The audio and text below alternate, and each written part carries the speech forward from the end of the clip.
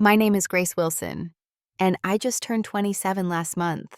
I never imagined my wedding day would turn into the scene of my greatest humiliation and triumph. Standing there in my white dress, I froze as my mother's voice cut through the ceremony. "I can't stand the sight of you." The guests gasped. Time stopped. Years of pain bubbled up inside me, and in that moment, I knew everything would change forever. Let me know where you're watching from in the comments below. Hit that like and subscribe button if you've ever had to stand up to a toxic family member. Trust me, you'll want to hear how this ends. I grew up in a small suburban neighborhood outside Boston. Our house was a modest colonial with blue shutters and a porch swing that creaked in the wind. From the outside, everything looked picture perfect. But inside those walls was a different story entirely. My father, Thomas Wilson, died in a car accident when I was 5 years old. I have only fragmented memories of him. His deep laugh, the smell of his aftershave, how he would twirl me around in the kitchen while music played. He left us with the house and a decent life insurance policy, so financially we were okay. But his death changed my mother, Margaret, completely. Before his death, I remember her as warm and creative. There are a few family videos where she's laughing her eyes bright as she decorated cupcakes with me or read stories using funny voices. After the funeral, it was like someone switched off her light. The drinking started within months. At first, it was just wine with dinner, then wine after dinner, then wine before, during, and after dinner.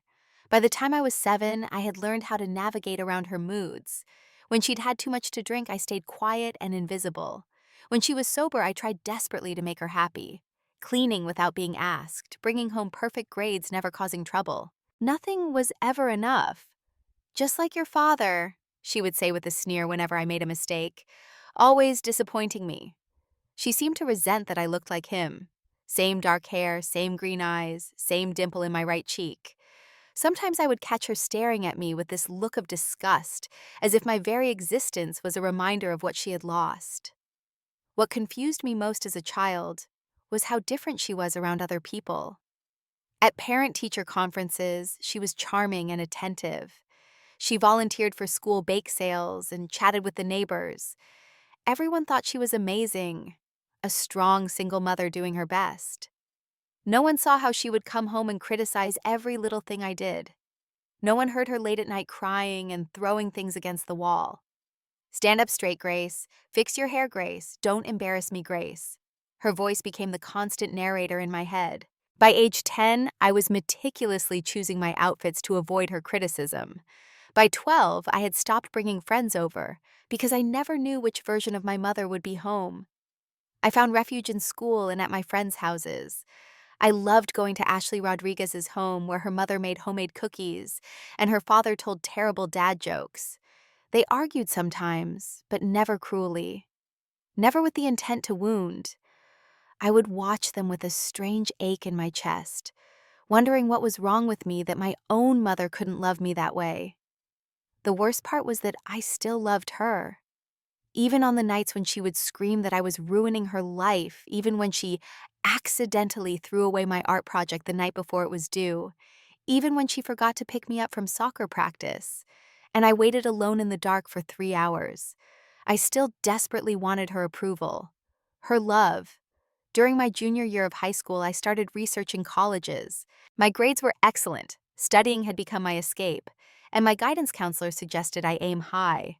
When I mentioned University of California, my mother laughed. "You'd never survive that far from home," she said, refilling her glass. "Besides, who would take care of me?" But for once, I didn't back down.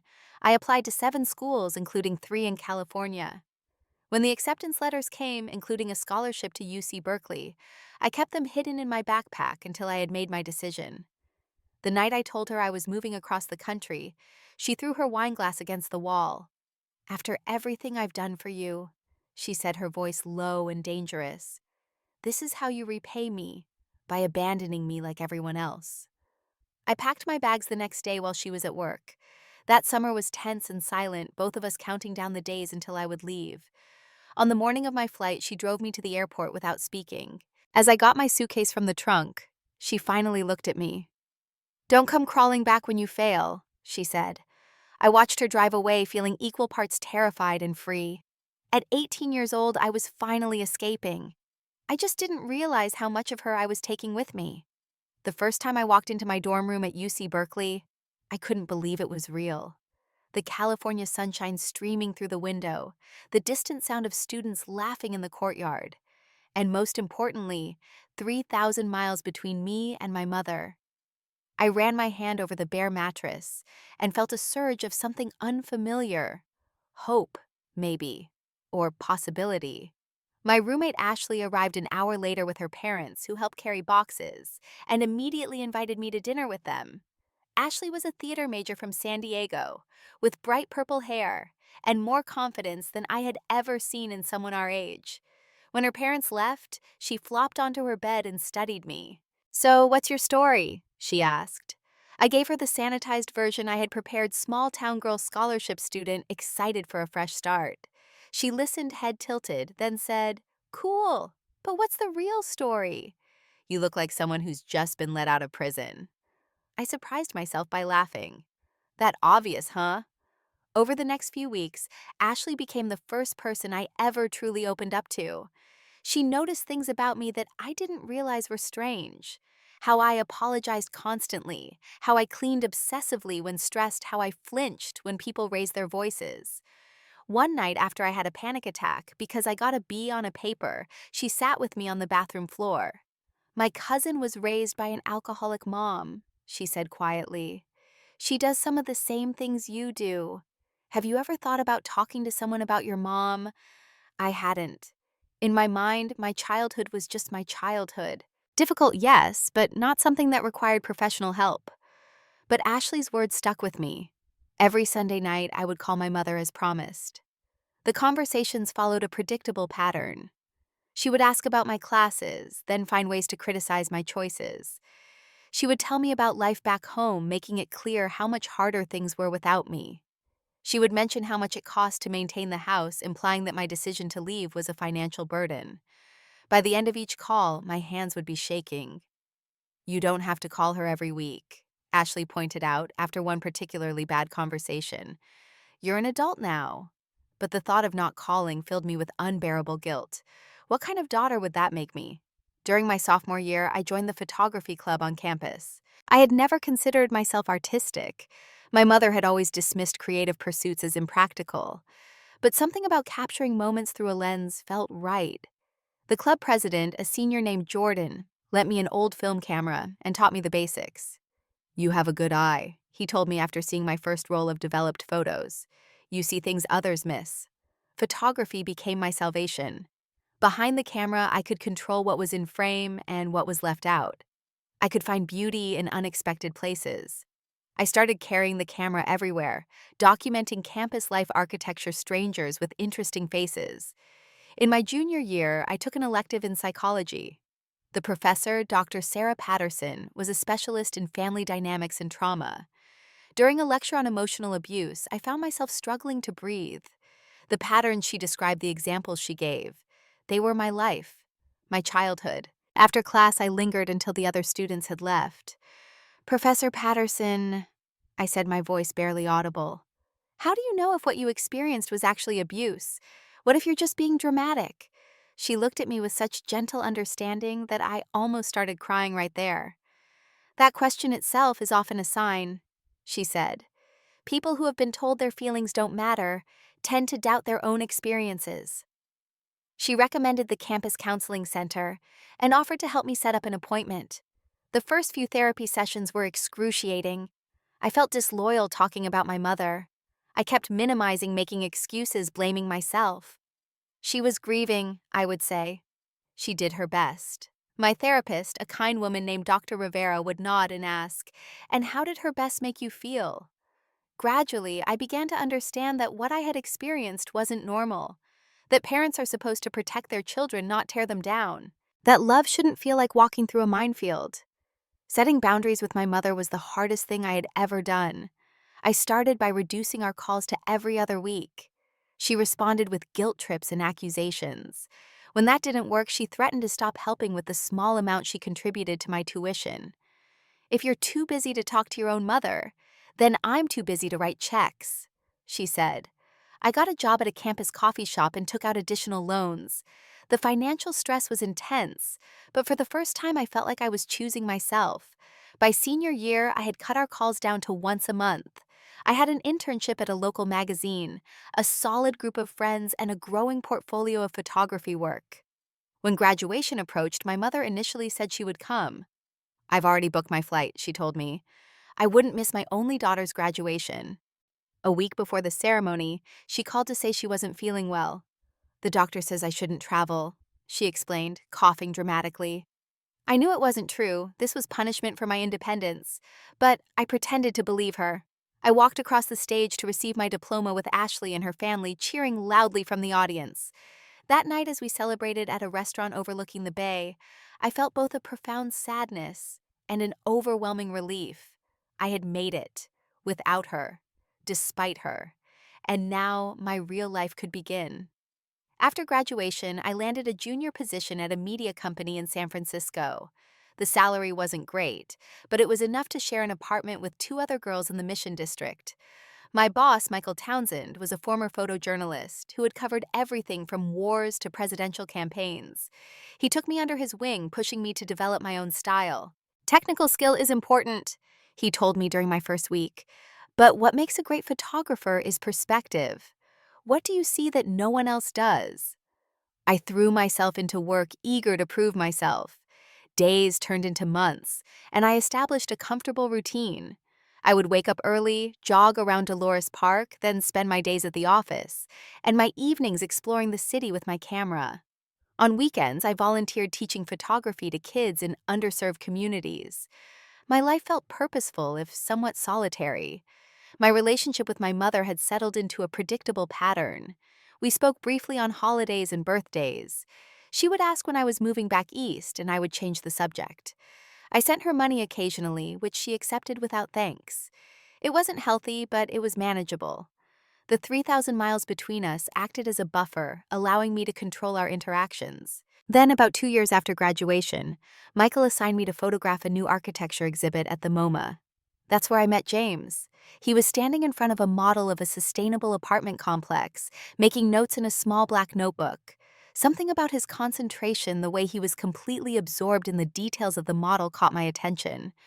I took his picture without thinking. The click of my camera made him look up.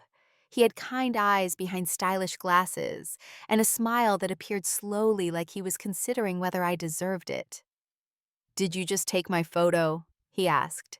I lowered my camera, embarrassed. "Professional hazard. Sorry, I can delete it." "No need," he said, closing his notebook. "But now I'm curious what caught your interest." We ended up talking for over an hour. James Chen was an architect specializing in sustainable urban design. He had grown up in Seattle, studied at MIT, and moved to San Francisco 3 years earlier for a position at a prestigious firm. He was intelligent without being arrogant, passionate about his work without being obsessive. Something about his calm energy made me feel at ease. When he asked for my number, I surprised myself by giving it to him without hesitation. Our first date was at a tiny ramen shop in Japantown. Our second was a hike in the Marin Headlands. By our third date, I knew there was something different about James. He listened, really listened, when I talked. He remembered small details. He respected my boundaries without making me feel like I needed to explain them. 6 months into our relationship, on a rainy Sunday morning, we were curled up on his couch when he asked about my family. "You never talk about them," he said.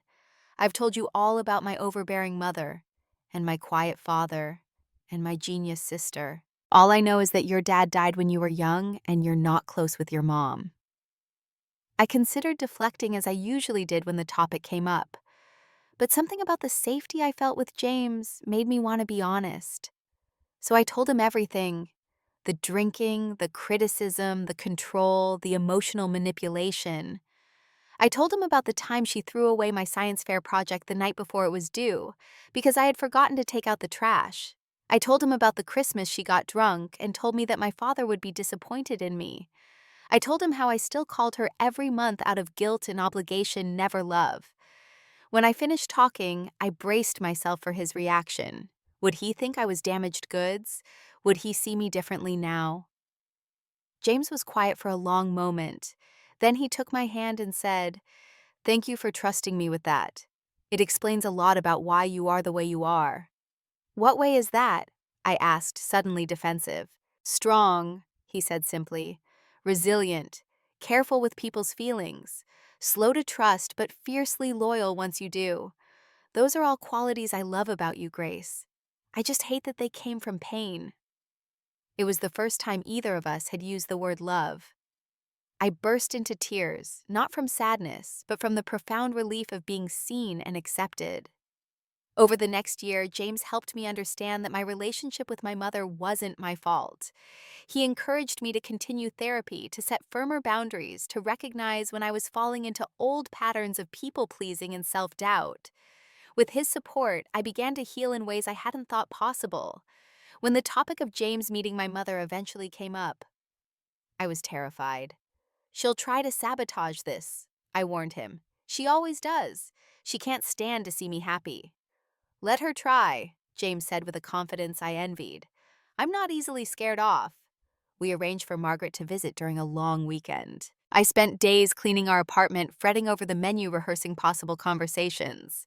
James watched my anxiety spiral with concern. "Grace," he said the night before her arrival, "remember that you're not that little girl anymore. You're a successful, independent woman. You have power in this relationship too."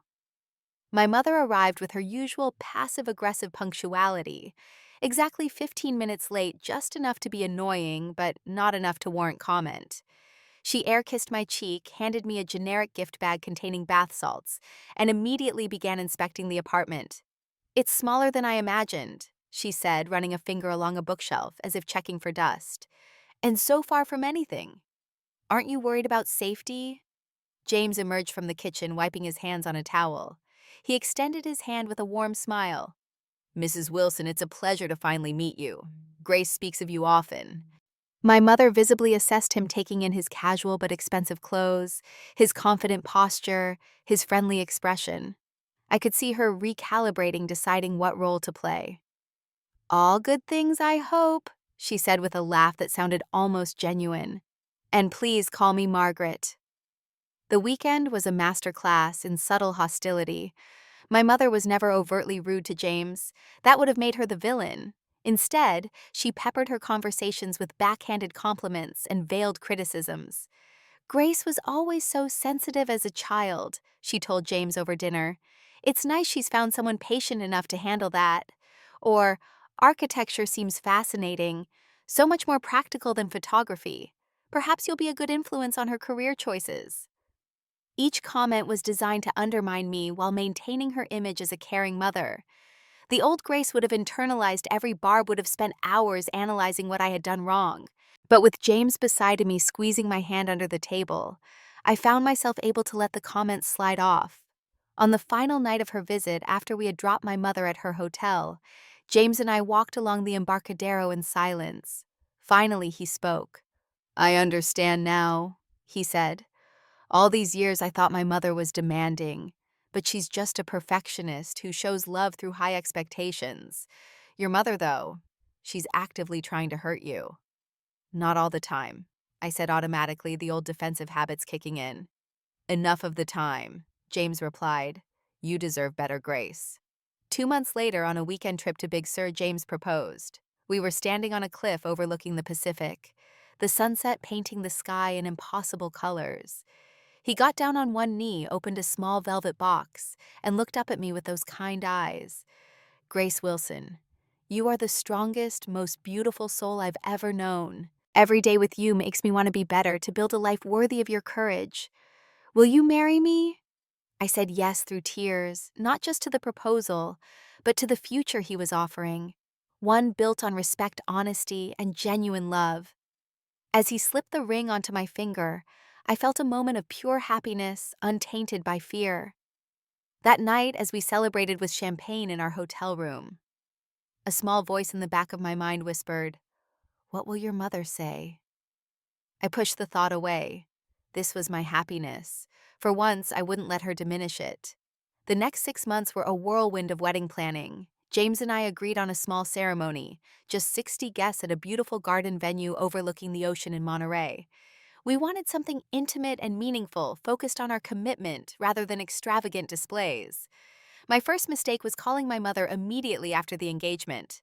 "Married," she said, as if I had announced I was joining the circus. To the architect? Well, I suppose that was inevitable. No congratulations, no excitement, just resigned acceptance as if my happiness was an inconvenience.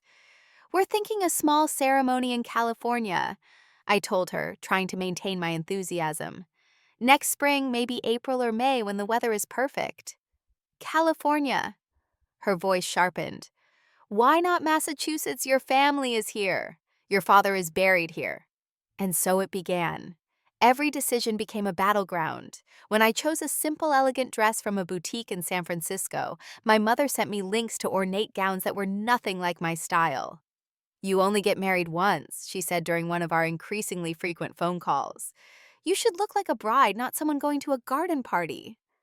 When I explained our venue choice, a historic garden with spectacular ocean views, she scoffed.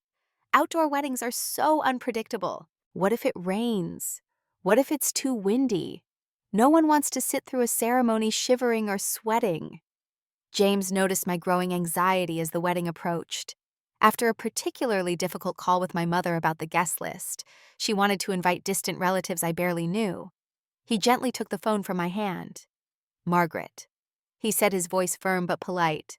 "Grace and I appreciate your input, but ultimately these decisions are ours to make. We'd love your support, but we need you to respect our choices."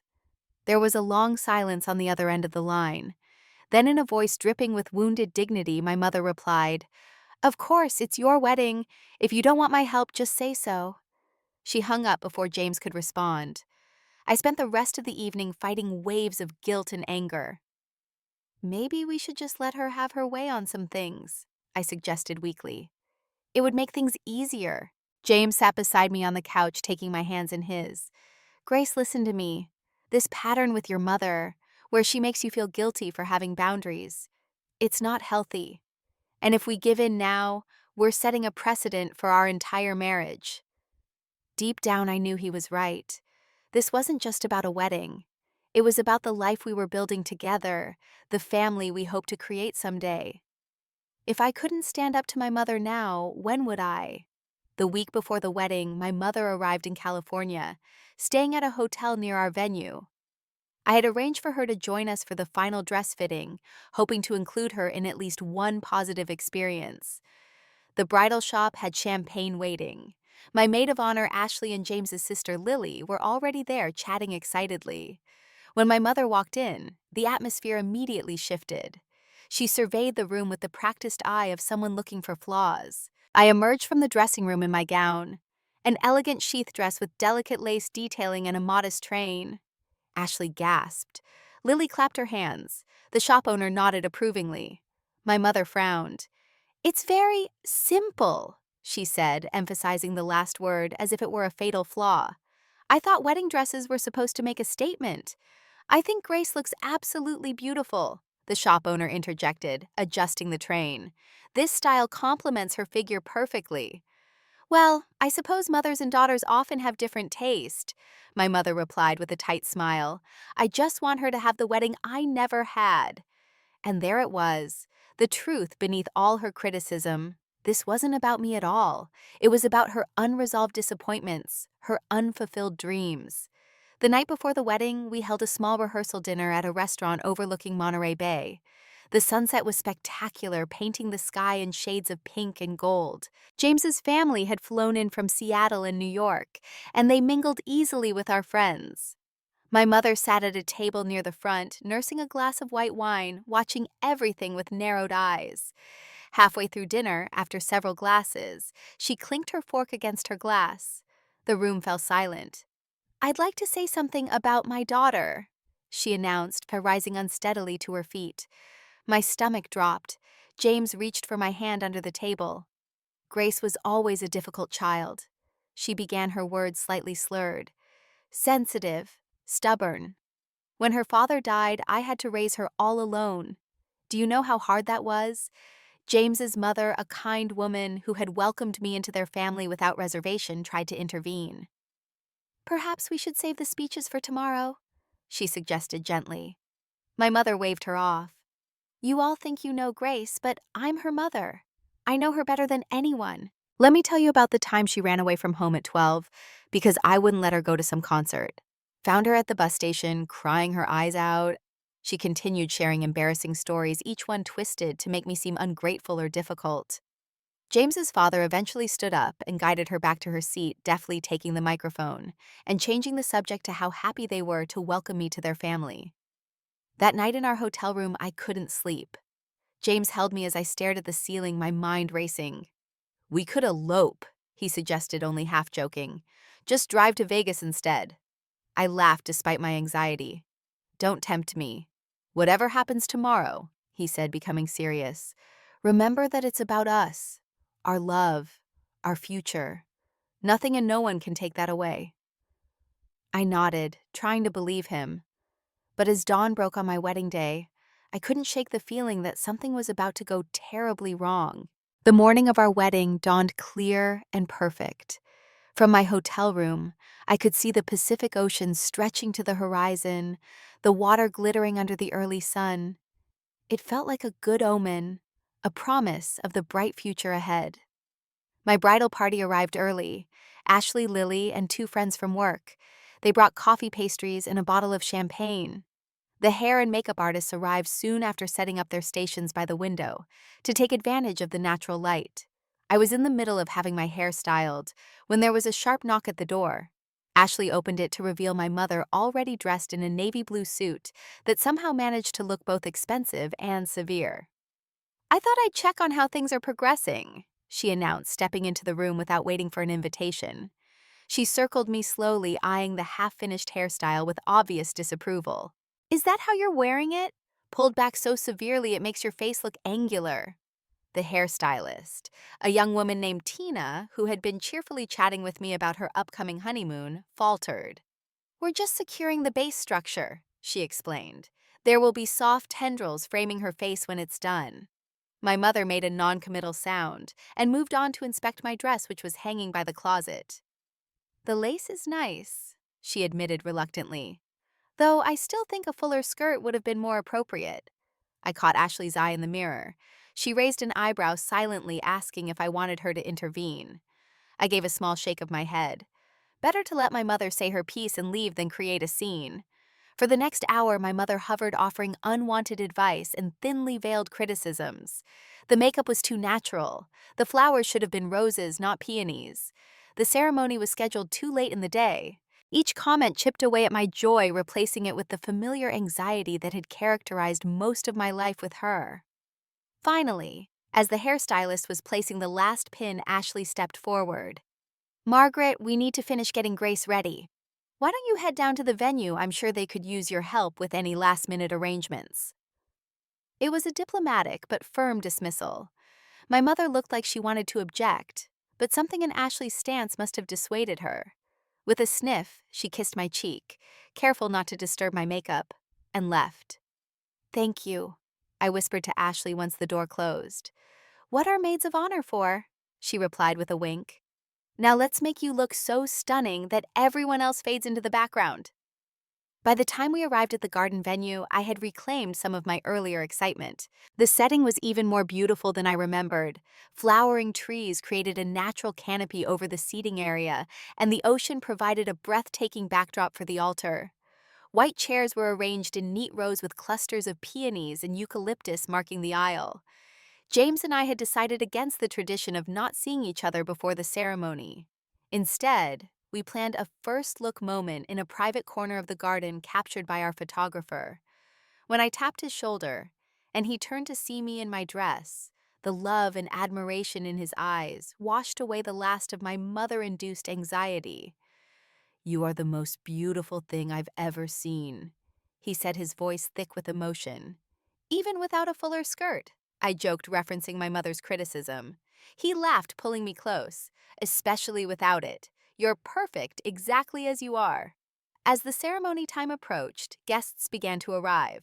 From the small room where the bridal party was waiting, I could see them being seated. James's large extended family, colleagues from both our workplaces, friends from college and beyond. And there in the front row on my side sat my mother, her back rigid, her expression unreadable. The music began, a string quartet playing Pachelbel's Canon in D. James and his groomsmen took their places at the altar. Then one by one my bridesmaids walked down the aisle. "Ready," Ashley whispered, squeezing my hand before taking her turn. I nodded suddenly, unable to speak. This was it.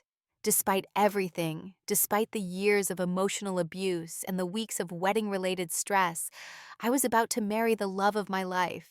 Nothing could ruin this moment. The wedding coordinator gave me my cue. I stepped onto the white runner that served as our aisle. Every face turned toward me, smiles and a few tears greeting my progress. James waited at the end, looking handsome and slightly overwhelmed in his tailored suit. His eyes never left mine as I walked toward him. The ceremony began beautifully.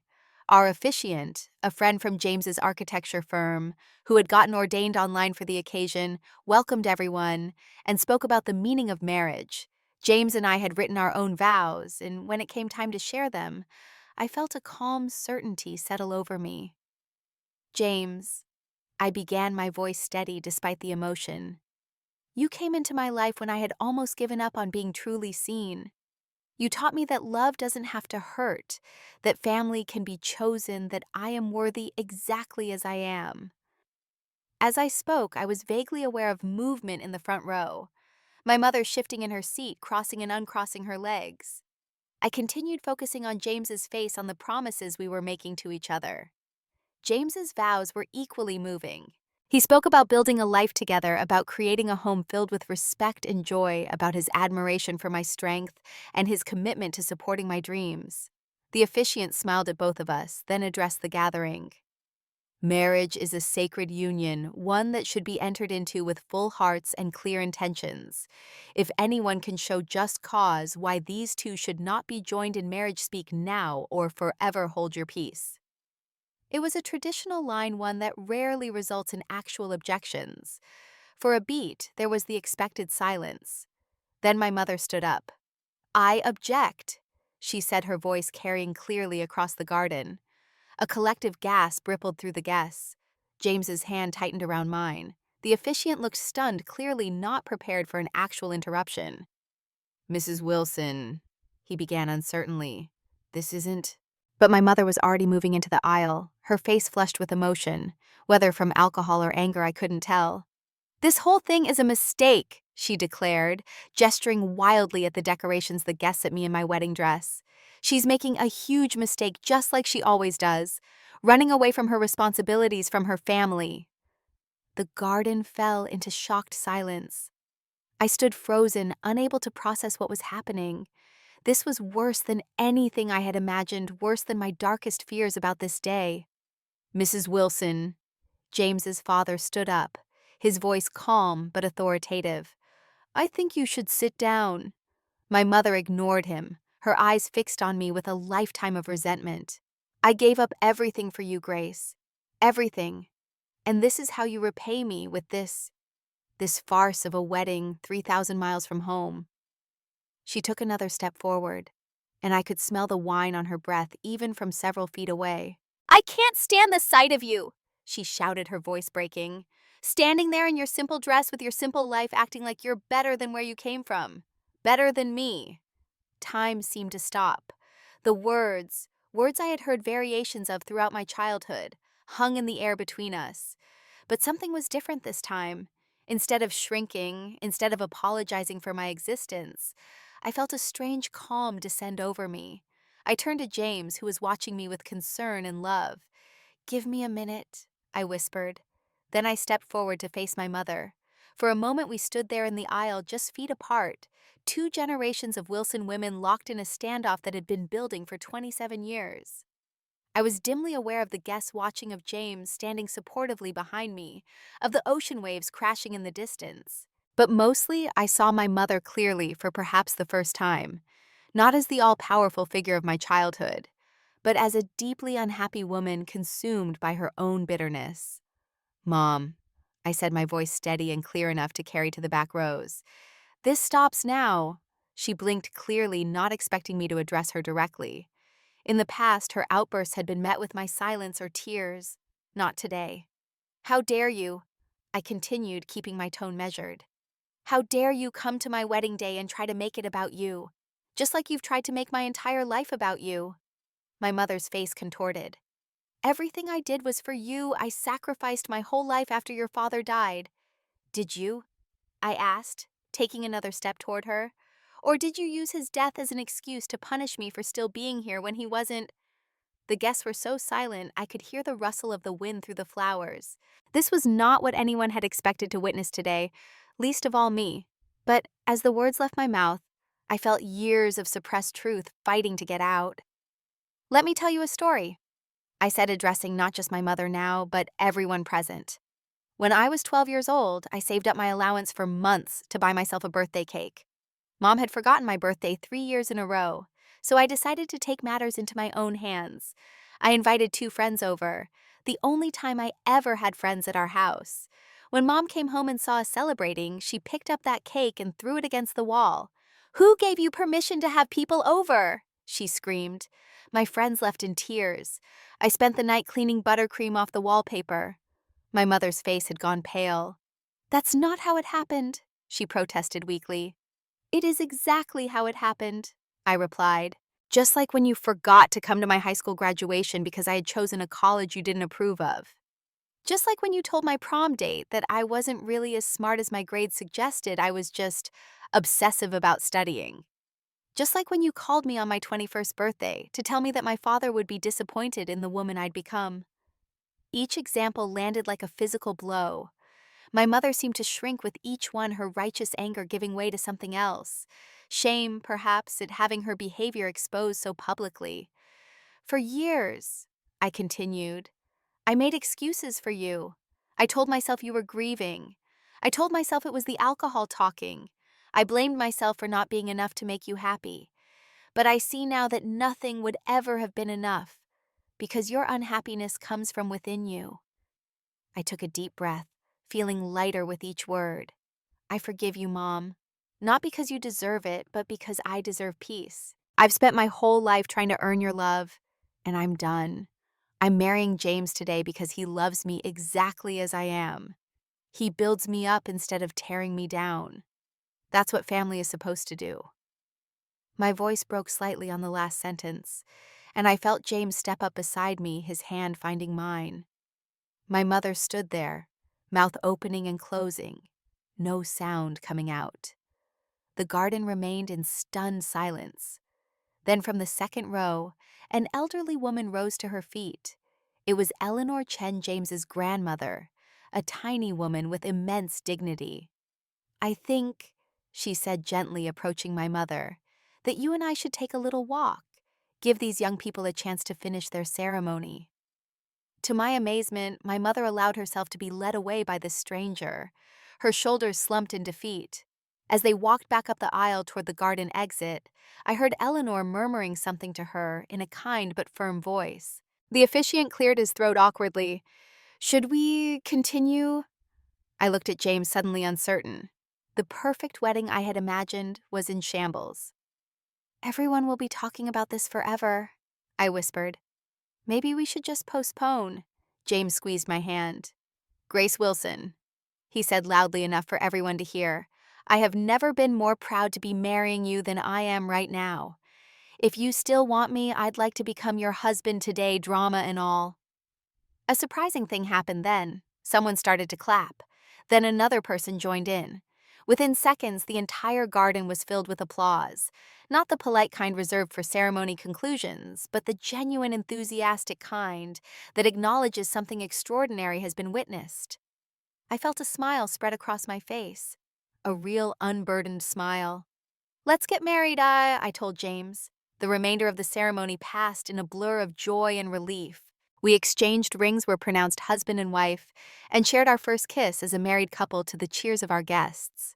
As we walked back up the aisle together, I noticed that my mother and Eleanor had not returned. Part of me was sad, but a larger part felt an overwhelming sense of freedom. At the reception held on a terrace overlooking the ocean, Guest after guest came up to express not their sympathy or awkwardness about what had happened, but their admiration. "I've never seen someone stand up for themselves with such grace and dignity," James's boss told me. "That was the most honest moment I've ever witnessed at a wedding," said a college friend. Even James's teenage cousin, who had spent most of the weekend glued to her phone, approached me. "That was badass," she said simply, "and like really brave." As the sun set over the Pacific and our first dance approached, I caught sight of Eleanor returning to the reception alone. I excused myself from a conversation and went to her. "My mother?" I asked. Eleanor patted my arm. I put her in a taxi back to her hotel. "We had a good talk, I think. She has a lot to process." "Thank you," I said. "You didn't have to do that." "Family takes care of family," she replied, "and you're family now." Later, as James and I swayed to our first dance song with fairy lights twinkling above us and the stars coming out over the ocean, I rested my head on his shoulder. "Not exactly the wedding day we planned," I murmured. He pulled back slightly to look at me, his eyes serious. "No, it was better, because it was real, and because you finally broke free." As I looked around at the people celebrating with us, people who had witnessed my moment of greatest vulnerability and were still here, still supporting us, I realized he was right. This day, messy and imperfect as it had been, marked not just the beginning of our marriage, but my true liberation from the past. 6 months have passed since that day in the garden. James and I settled into our new apartment in San Francisco's Hayes Valley neighborhood. A sunny 2-bedroom with large windows and a small balcony where I've started growing herbs. Life has taken on a rhythm that feels both ordinary and miraculous. Morning coffee together before work weekend, farmers markets planning our first real vacation as a married couple. After the wedding, I didn't hear from my mother for 3 months.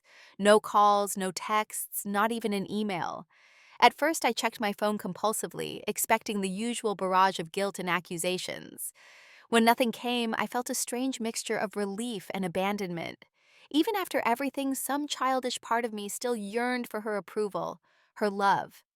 I threw myself into therapy with renewed commitment. Dr. Rivera helped me work through the complex emotions surrounding the wedding confrontation, the liberation, the grief, the lingering guilt. "You've carried your mother's emotional burdens for most of your life," she told me during one session. "It's going to take time to learn how to put them down permanently." She was right. There were days when I would find myself automatically taking responsibility for other people's feelings at work or with friends. Days when I would apologize excessively for minor mistakes. Days when James would gently point out that I was slipping back into old patterns of people-pleasing and self-doubt. "Healing isn't linear," Dr. Rivera reminded me. "It's more like the tide. Sometimes it pulls back before it can move forward again." I also joined a support group for adult children of alcoholics. Sitting in a circle with others who understood exactly what it was like to grow up walking on eggshells, I found a community I never knew I needed. They nodded in recognition when I described the unpredictability of my childhood home. The hypervigilance I developed, the constant feeling that if I could just be perfect enough, my mother would finally love me properly. "My mother could go from charming to cruel in the space of a breath," shared one woman in the group. "No one else ever saw that side of her. For years, I thought I was crazy." "I still struggle with knowing what's normal in relationships," admitted a man about my age. "I keep waiting for the people I love to suddenly turn on me." Their stories helped me understand that I wasn't alone, that my experiences weren't unique, and most importantly, that recovery was possible. Each of them was at a different stage in their healing journey, but all were moving forward. As for my photography, it took an unexpected turn. I began a personal project documenting survivors of various kinds of trauma, not in their moments of suffering, but in their strength and recovery. I photographed a former addict celebrating 5 years of sobriety, surrounded by the art he created during rehabilitation. I captured a domestic violence survivor teaching self-defense classes to young women. I took portraits of cancer patients who had completed their last rounds of chemotherapy. These sessions were profound for both me and my subjects.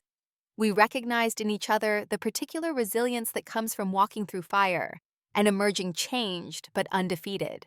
The project, which I titled After, caught the attention of a small gallery in the Mission District, which offered to host an exhibition.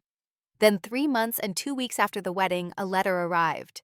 The envelope had my mother's handwriting, the paper inside scented faintly with her signature perfume.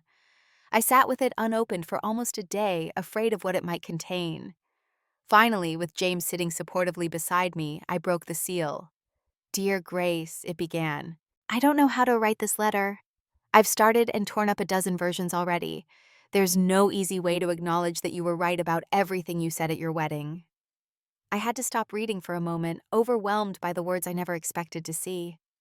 James squeezed my hand, encouraging me to continue. "After your father died, I lost myself in grief and alcohol. Instead of protecting you from my pain, I made you its primary target. There's no excuse for that. None. I've begun attending AA meetings and seeing a therapist, Dr. Levine.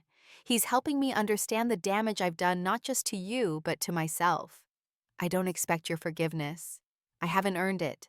But I want you to know that I am truly sorry for making your childhood a battlefield, for trying to control you instead of supporting you, for failing to see how remarkable you are. Your father would have been so proud of the woman you've become. I wish I had told you that instead of the cruel opposite. If you're willing, I'd like to meet sometime. Not to make excuses or to burden you with my recovery, but simply to apologize in person. If that's too much to ask, I understand. Either way, I want you to know that I am working to become someone better, someone who might someday deserve to be in your life again." The letter was signed simply Mom, not the formal mother she had always insisted upon in written communication. I read it 3 times, searching for the hidden barbs, the subtle manipulations that had characterized her communication for as long as I could remember. But the words seemed genuine, the remorse real. "What do you think?" I asked James. He considered carefully before answering. "I think it sounds like she's doing the work. But Grace, you don't owe her a response. Whatever you decide, whether to meet her or not, needs to be about what's healthy for you, not what she wants or needs." After much reflection and discussion with Dr. Rivera, I decided to meet my mother. We arranged to meet at a neutral location, a cafe near Union Square with outdoor seating, public enough to feel safe, private enough for honest conversation. When I arrived, she was already there, looking smaller, somehow less intimidating than I remembered. She had lost weight, and there was a new softness to her face that made her look more like the mother in my earliest memories, before grief hardened her. "Grace," she said, standing awkwardly. She seemed uncertain whether to hug me or shake my hand. I solved the dilemma by sitting down across from her. "Thank you for coming," she continued, settling back into her chair. "I wasn't sure you would." "I wasn't sure either," I admitted. There was an uncomfortable silence as we both contemplated the chasm between us, 27 years in the making.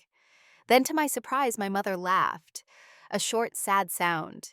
"I rehearsed what to say for days," she confessed, "and now I can't remember any of it." The honesty of this admission disarmed me slightly. "Maybe just speak from the heart," I suggested. "That would be new for both of us." She nodded, took a deep breath, and began to talk. Really talk, perhaps for the first time. She spoke about her own childhood with emotionally distant parents, about falling in love with my father in college, about the dreams they had shared for their family. She described the devastation of his sudden death and her inability to cope with single parenthood. She acknowledged turning to alcohol instead of grief counseling, becoming increasingly bitter as the years passed. "None of that excuses how I treated you," she emphasized. "I'm not looking for absolution, Grace. I just want you to know that it was never your fault. Never. You were a beautiful, bright child who deserved so much better than what I gave you."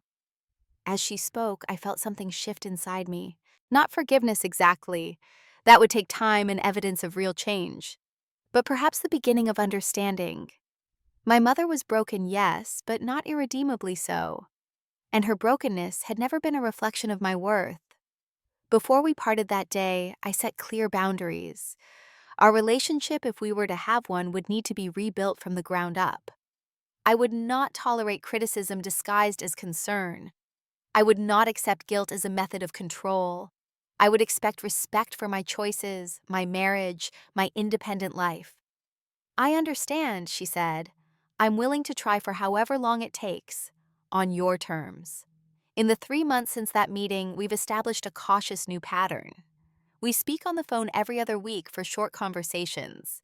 She sends occasional emails sharing her progress in AA and therapy. Last month, she sent a card for our 6-month wedding anniversary with a gift certificate to a restaurant near our apartment. No strings attached, no expectation that we would invite her to join us. Small steps, tentative ones, but steps nonetheless. As for James and me, we're building the kind of home I never had as a child. One where disagreements are discussed openly, where feelings are valid, where love doesn't come with conditions. It hasn't always been easy. I still struggle with the deep-seated belief that I need to earn affection, that I'm somehow fundamentally unworthy. But each day gets a little easier, each moment of uncomplicated happiness a little less surprising. 2 weeks ago, I discovered something that has given all of this journey new meaning. I'm pregnant. 3 months along, the doctor says. A tiny life growing inside me, one that will never know the pain I experienced as a child. When I told James, he cried, then spun me around our living room, then immediately began researching the safest car seats and organic baby foods. His excitement is matched only by his determination to be the kind of father who provides security and unconditional love. I haven't told my mother yet. That news feels too precious, too vulnerable to share, until I'm more certain of her stability. But someday, perhaps, she'll have the opportunity to be a different kind of grandmother than she was a mother. The possibility exists, and that itself is a kind of miracle. As I sit here now watching the sunset from our balcony, one hand resting on my still flat stomach, I find myself reflecting on the strange, painful, beautiful path that led me here. The confrontation at my wedding wasn't the end of my story with my mother. It was the beginning of a new chapter 1, where I finally claimed my power and my voice. Sometimes our deepest wounds become our greatest sources of strength. In facing my mother that day and speaking my truth after decades of silence, I broke a generational cycle of hurt. The child growing inside me will inherit many things from our family history. My father's green eyes, perhaps, or my mother's artistic sensitivity, but not the legacy of emotional abuse. That stops with me. If you're watching this and seeing echoes of your own story, know that healing is possible.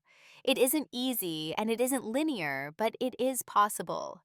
You deserve to be seen, to be heard, to be loved for exactly who you are. Sometimes the bravest thing we can do is stand in our truth, even when it feels like the whole world might crumble around us. The future stretches before me now, full of possibilities I never dared to imagine as a child, hiding from my mother's anger. I don't know exactly what it holds, but for the first time, I'm not afraid to find out. Have you ever had to stand up to someone who hurt you? How did you find the courage? Share your story in the comments below, and please like and subscribe if this resonated with you. Remember, your past may shape you, but it doesn't have to define you. Thank you for listening, and take care of yourselves and each other.